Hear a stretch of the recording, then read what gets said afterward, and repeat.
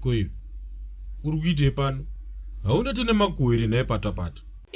Tsano, ndidzigamirei muri kuti ibhata here teritori yenyu inoi. Itonazi Tsano. Iyo.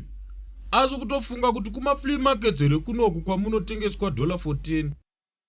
Yes, anashwada kuzotaura senge mune musoro. Ndosaka mukoma wako Jomba achigezeswa masuweji, makadhakwa.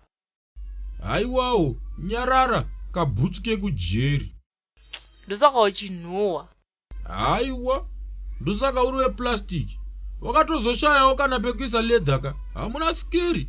Mungori wekugezesa chete mimi. Inzwa manje, icho chimfana chemanyatera bhutsu dzerecycling chakutaura recycled sense.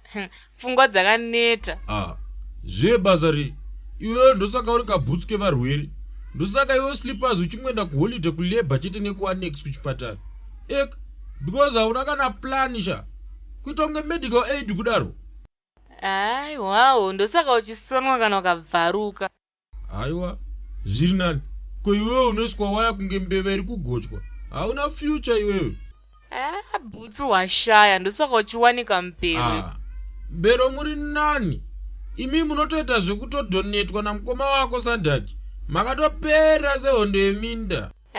Aiwawo, bhutsu unobohwa iwewe manje ndodisappear. Patapata ratoenda kapa. Manje ndomutera.